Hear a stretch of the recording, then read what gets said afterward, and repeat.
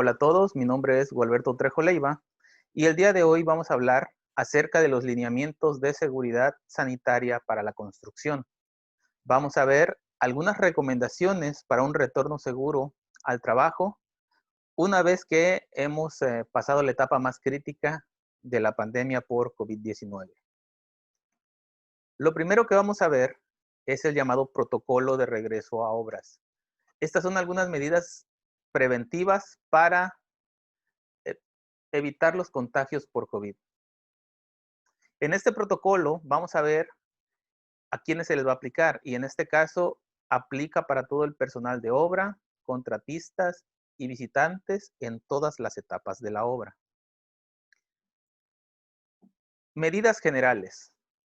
Primero tenemos que considerar que se debe contratar personal exclusivo para que realice las labores de desinfección dentro de la obra. Muchas veces se cree que el auxiliar de prevención debe hacer estas labores de limpieza. Esto es algo totalmente incorrecto, ya que el auxiliar de prevención debe estar atento a realizar sus actividades diarias, sus reportes, llenado de formatos. Por esta razón, será necesario contratar por lo menos a una o dos personas por turno que se encarguen de hacer esta limpieza. La limpieza del comedor, la limpieza de la oficina, la sanitización de las herramientas.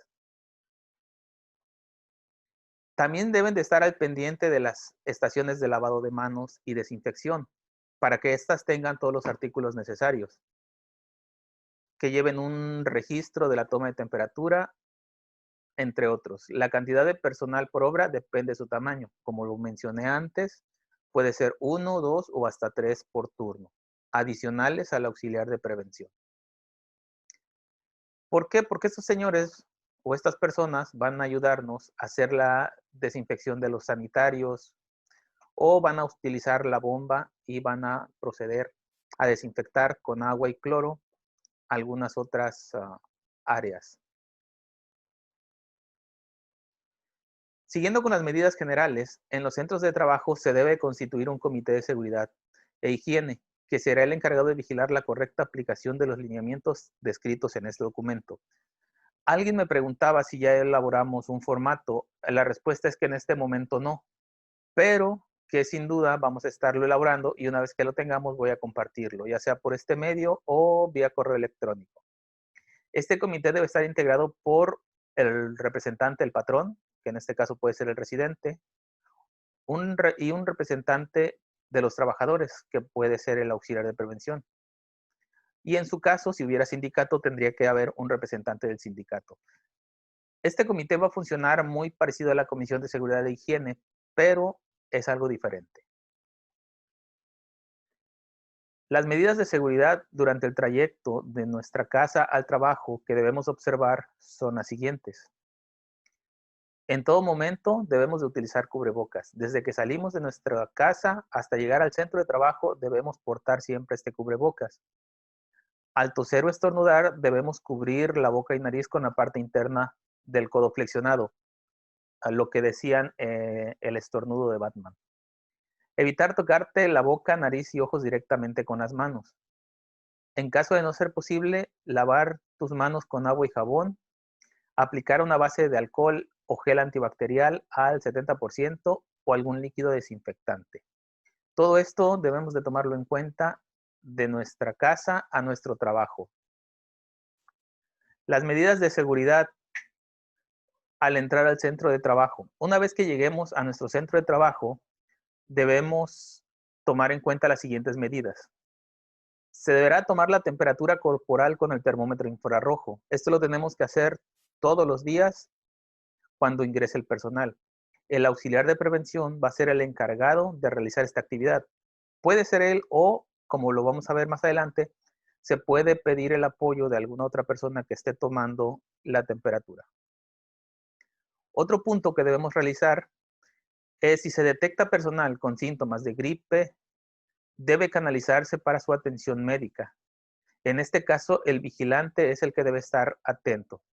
Solo debemos de tener cuidado porque muchas veces por situaciones climáticas o porque la persona viene de hacer ejercicio, probablemente llegó en bicicleta o caminando, podemos tomarle la temperatura y puede arrojarnos, no sé, una temperatura de 37.5, 37.8, 37.9. Mientras no dé los 38 grados centígrados, vamos a pedirle que se aparte del grupo y nos espere para hacer una siguiente toma de temperatura, para corroborar que realmente no esté enfermo. En caso de que sea reincidente en los 37.6, 37.8, tendríamos que regresarlo a su casa, avisándole, por supuesto, a la residente y al administrador. Algo más que debemos considerar es que se deben de colocar rutas de entrada y salida en diferentes puntos, las cuales deben señalizarse y ser visibles. Lo que buscamos con esto es que el personal no entre y salga al mismo tiempo por el mismo lugar, evitando las conglomeraciones. El auxiliar de prevención es el que debe determinar dónde estará la entrada y la salida del personal. Entendemos que habrá situaciones como en algunas remodelaciones que no se permita por temas de espacio. Sin embargo, el auxiliar de prevención junto con el residente tendrán que revisar el tema para que la gente no tenga amontonamientos al entrar o al salir de la obra. También se deberán colocar botes con bolsa para desechar residuos. Estos botes se tienen que identificar. Cuando hablamos de estos residuos nos referimos propiamente a los cubrebocas y a los pañuelos desechables que pudieran llevar. Esto de igual forma lo tiene que hacer el auxiliar de prevención y una vez que se llenen las bolsas se van a amarrar y se van a tirar a la basura. No se les va a dar un tratamiento como material, residuo peligroso biológico infeccioso, sino simplemente basura, pero con el cuidado de dejar el cubrebocas y amarrar la bolsa para prevenir contagios. Otro punto importante es colocar en la entrada una estación de limpieza que contenga agua, jabón antibacterial o gel desinfectante. Esto es importante ya que cuando lleguen a la obra, los trabajadores deberán realizar la limpieza de manos, así como de su equipo de protección personal. Para esto se requiere contar en la entrada con estas estaciones de limpieza. Esto también es parte de los trabajos del auxiliar de prevención y en su caso, de la persona asignada a apoyarlo con la desinfección. A continuación vamos a ver un video de cómo algunas obras han hecho para llevar a cabo estas medidas.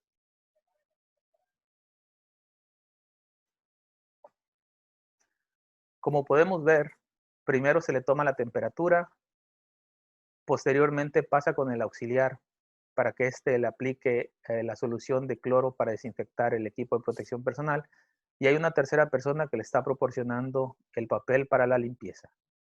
De esta manera se evitan retrasos al momento de entrar, pero sí se requiere de 3 personas para poder realizar la actividad. Siguiendo con las medidas de seguridad para ingresar a la obra, podemos decir que se debe limpiar el equipo de protección con jabón desinfectante al ingreso de la obra o una solución de agua y cloro. Esto lo tiene que hacer el trabajador. El auxiliar de prevención solamente le proporciona los materiales y él tiene que, al llegar a su área de trabajo, limpiar su equipo. Revisar que los accesos y el almacén cuenten con al menos 5 bolígrafos. Esto es importante ya que necesitamos estar realizando la limpieza de los bolígrafos para evitar contagios. El administrador es el que debe estar preocupado por tener estos 5 bolígrafos en todo momento. Se debe realizar un censo del personal para conocer su estado actual de salud. En algunos lugares, los auxiliares de prevención lo que hacen son historias clínicas. Cuando llega un trabajador les pregunta si han padecido o padecen alguna enfermedad crónica, diabetes, hipertensión, sobrepeso. Ahorita estamos pidiendo que para el sano regreso a todos se les haga este censo. Y si alguien está en riesgo o en mayor riesgo de contraer coronavirus, se puede mandar a su casa.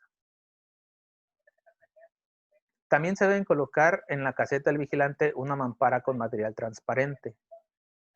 Esto es debido a que el vigilante es el que está en contacto con todo el personal, tanto de obra, proveedores, contratistas, administrativos.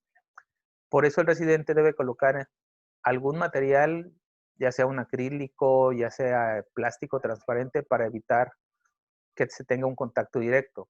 De momento no hay un material establecido, solamente debe de cumplir con ser material transparente. También se debe aplicar una encuesta de manera aleatoria, diaria, a los trabajadores para conocer los síntomas en las últimas horas. En esta encuesta les van a preguntar si han tenido dolor de cabeza, fiebre en los últimos 7 días. ¿Qué es lo que buscamos con esto? Muchas veces no queda muy claro cuando se habla de aleatoria, diaria, pero, por ejemplo, si tenemos un turno con 60 trabajadores, o una obra, perdón, con 60 trabajadores, le vamos a aplicar de manera aleatoria a 10 trabajadores por día la encuesta, de tal forma que al terminar la semana, a los 60 trabajadores se les haya aplicado la misma. Algo importante que vamos a mencionar aquí es que para estas obras no se está pidiendo un tapete sanitizante. En algunos lugares nos han pedido que se coloquen los tapetes, pero para las obras no vamos a pedirles tapetes.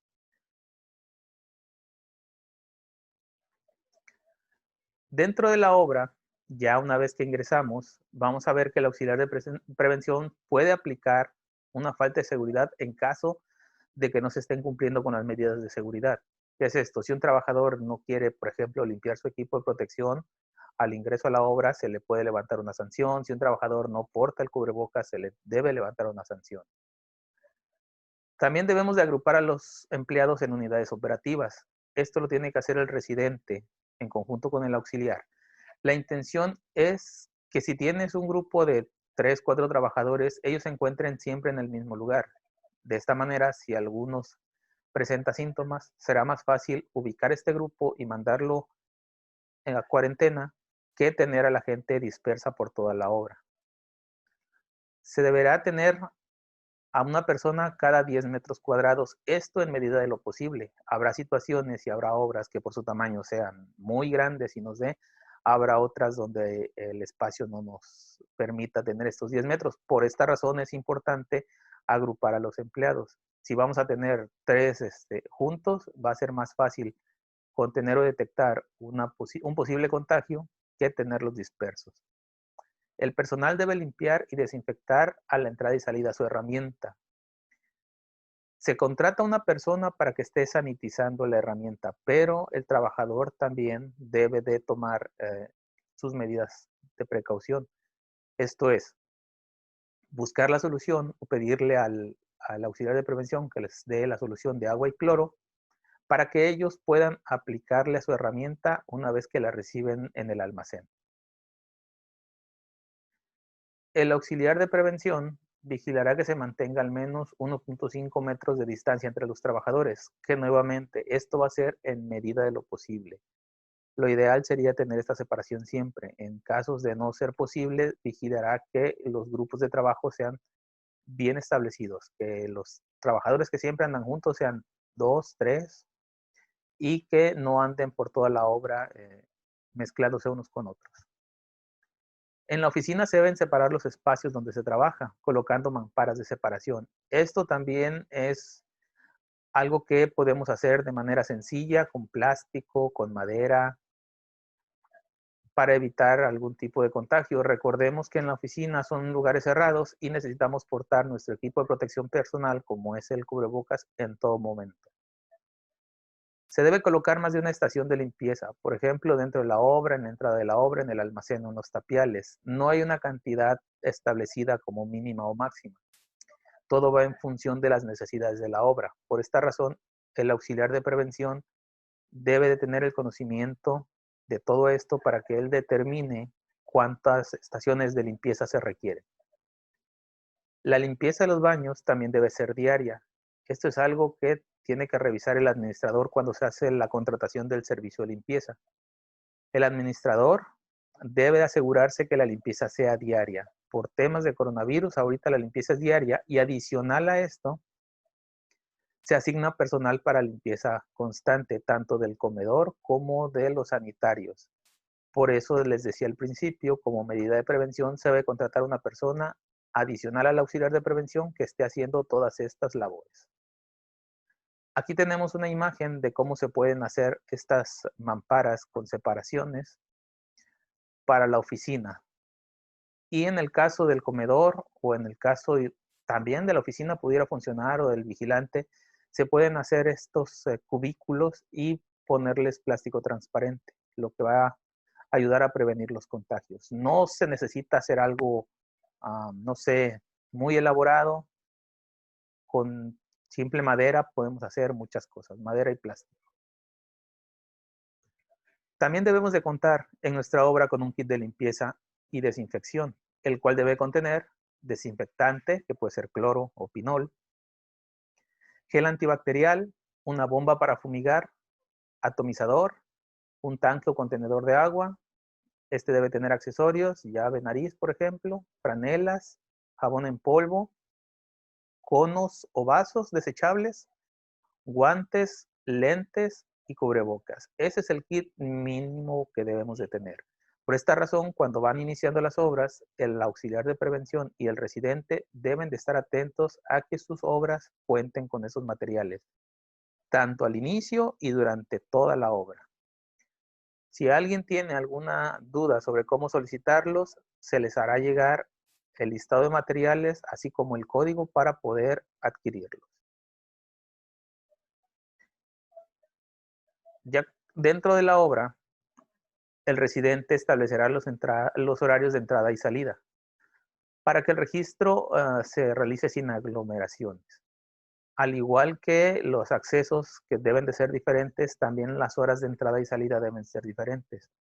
Por ejemplo, si un turno va a entrar a la 1 y el otro sale a la 1, tendríamos que revisar cómo hacerle para que uno salga una media hora antes y el otro una media hora después. La idea es que no estén amontonados en los accesos al momento de entrar y salir. Para el montaje en las obras, el personal de exhibición debe cumplir con las medidas antes señaladas, que este es un tema que también a veces se nos presenta, que el personal de montaje y de exhibición no quiere utilizar su equipo de protección personal, pero necesitamos nosotros trabajar con ellos para que lo utilicen en todo momento. El administrador debe contar con un directorio de familiares. Es importante, anteriormente solo se les pedía el teléfono de las personas, el número telefónico. Ahora hay que pedirles el número telefónico de algún familiar por si se da el caso de que tengamos que enviar a alguien de emergencia y saber con quién contactarnos. El auxiliar de prevención debe aplicar semanalmente checklist de regreso a obras. Este checklist lo tendrá que mandar en sus reportes semanales. Las medidas de seguridad para el regreso a casa son cambiar de cubrebocas a la salida. En caso de que los cubrebocas sean desechables y hayan cumplido con su tiempo de vida útil. Entendemos que en algunas obras tendrán cubrebocas reutilizables. En este caso no se van a cambiar todos los días, solamente se cambian si son desechables. También debemos de cuidar la distancia con el personal que se traslada en el transporte público. No siempre se puede, pero es importante llevar nuestro cubrebocas. Al llegar a su casa se recomienda lavar la ropa inmediatamente. Si no la van a lavar, por lo menos quitársela y dejarla en una bolsa por separado. Evitar el contacto con familiares, bañarse de inmediato y cuidar al personal vulnerable. Estas son recomendaciones que nosotros hacemos para cuando están de regreso a su casa. Ustedes son los que saben si las toman o no, pero lo ideal sería que las llevaran a cabo tal y como se las estamos mencionando. Para los casos sospechosos y los casos confirmados de contagio ya en las obras, vamos a mencionar las acciones que se deben seguir. Primero, un caso sospechoso es persona de cualquier edad que en los últimos 7 días haya presentado al menos 2 de los siguientes signos o síntomas: tos, fiebre o dolor de cabeza intenso acompañados al menos de dificultad para respirar, dolor en las articulaciones, dolor del cuerpo, dolor de garganta, escurrimiento nasal, ojos rojos, dolor de pecho, pérdida de olfato, pérdida del gusto. Si alguna persona presenta tos, fiebre o dolor y alguno de estos síntomas adicionales, entonces esta persona va a ser tratada como caso sospechoso. En estos casos, se tiene que enviar un mensaje de texto al 51515 para que estas personas le envíen una encuesta y poder determinar si procede a ser evaluado ya por un médico o si se debe quedar en su casa. Un caso confirmado ya es algo diferente. Es una persona que cumple con la definición operacional del caso sospechoso y que cuente con un diagnóstico confirmado por la Red Nacional de Laboratorios. Eso quiere decir que para determinar que un caso es confirmado debe haber una prueba de laboratorio que sea positiva. Aquí es importante entender que el residente de obra será quien haga la propuesta en cada caso particular para definir si se realiza la prueba correspondiente, y el gerente de construcción será quien valide o autorice la realización de la prueba de laboratorio. ¿A qué nos referimos con esto? Si el residente considera necesario que se aplique la prueba para detectar o descartar que el trabajador tenga o no COVID, él tendrá que gestionar para que se realice el pago de esta prueba. Esta prueba la paga la empresa, pero siempre es el residente el que lo determina. Si el residente considera que no es de gravedad, no sé, que a lo mejor la persona es una persona sana, que no ha presentado mayores síntomas, solamente se manda a cuarentena. Si ve que la persona es una persona que tiene diabetes, obesidades, algún problema de hipertensión, sin dudarlo tendría que mandar a la persona a hacerse el examen. Pero esto ya se va a determinar dependiendo de cada caso. Cualquier duda pueden acercarse con la función y nosotros con gusto los ayudamos. ¿Qué hacemos en caso de presentar síntomas? Bueno, primero llamar a nuestro jefe directo para notificarle los síntomas. Segundo, vamos a permanecer en aislamiento en nuestra casa y vamos a mantener informado a nuestro jefe de cualquier cambio. Debemos realizar una estricta limpieza y desinfección en nuestra casa. Seguir las medidas preventivas que el médico o las autoridades hayan difundido. Proporcionar los datos de las personas con las que tuvimos contacto. Por eso es importante tener grupos muy localizados, grupos de 3 o 4 personas que no, que no, que sigan trabajando. El residente debe solicitar que estas personas se retiren de la obra por un lapso de 14 días, que es lo mínimo para estar en cuarentena. Si en el transcurso de esos 14 días presenta más síntomas, ya se determinará si se manda o no se manda a hacer el examen, si se acerca con el médico, si va al seguro. Ya se debería revisar el caso por separado. ¿Qué hacemos en caso de presentar síntomas en nuestro centro de trabajo? De igual forma, notificar a nuestro jefe directo y él te mandará a tu casa para mantenerte en aislamiento. Tú tendrás que mantenerte en contacto con tu jefe directo para notificarle cómo está tu situación. Y el residente, esto es importante, deberá asegurarse que se suspende el trabajo en la obra por el resto del turno y pedir que se realice una sanitización. Al día siguiente de la sanitización se podrán reiniciar las actividades. ¿Sí? Si estábamos trabajando en un tapial y un trabajador empieza con estos síntomas, se detiene el trabajo y se pide hacer una sanitización de toda el área. Importante que lo sepan y sobre todo que lo hagan, que lo lleven a cabo los residentes. ¿Qué hacer en caso de un paciente confirmado? Bueno, ya una vez que tengamos a un paciente confirmado en nuestra casa, debemos de mantenernos en aislamiento, notificar al jefe directo del resultado positivo. Ya una vez que tengo el resultado positivo, ya le digo a mi jefe, ¿sabes qué? Sí tengo y me voy a quedar. El residente deberá revisar cada caso en particular y tomar las medidas preventivas, como por ejemplo decirle, te vas a quedar mínimo, son 21 días, aquí ya con el caso confirmado ya no son 14, 14 son para el sospechoso, ya para el confirmado ya son 21 días, y esperar a hacerse la segunda prueba para que salga negativo. Y hasta que tengamos eh, el resultado negativo, se determinará en qué momento el trabajador puede o no regresar a sus actividades. Las personas del grupo de trabajo que estuvieron en contacto directo con el caso confirmado deberán suspender su trabajo y retirarse por 14 días, que era lo que les comentaba. Cuando estás en un caso sospechoso, te retiras 14 días a la espera de no presentar síntomas. Si presenta síntomas, el residente determina si se aplica o no la prueba. Y si se aplica la prueba y sales positivo, serán los médicos quienes te den las indicaciones, que pueden ser 21 días o más. Mantén tu comunicación vía telefónica con tu jefe directo. Esto es importante para que podamos seguir monitoreando tu caso. Ahora, ¿qué hago si en mi casa hay alguien confirmado? Estamos en el entendido de que no soy yo, probablemente es un familiar, no sé, primo, tío, pero que vive contigo en tu casa. Primero llamas a tu jefe directo para notificar que tu familiar fue diagnosticado con COVID y dio positivo. Permanece en aislamiento en tu casa por al menos 14 días, que es nuevamente el tiempo que nosotros consideramos o que las autoridades consideran para que puedas presentar síntomas. Realiza una estricta limpieza de tu casa. Sigue con las medidas preventivas de tu médico. Si durante el resguardo de los 14 días presentas síntomas, deberás notificar a tu jefe. Tu jefe va a revisar el caso y determinará si aplica o no enviarte a hacer una prueba.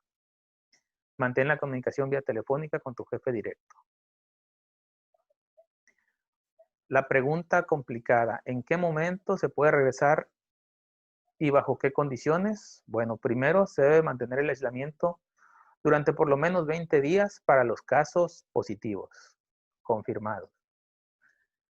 A partir de conocer la confirmación, ¿sí? Si nada más eres sospechoso, son 14 días. Si no presentaste síntomas, regresas al trabajo. Si eres un caso positivo, al menos son 20 días, dependiendo de las pruebas que se te realicen.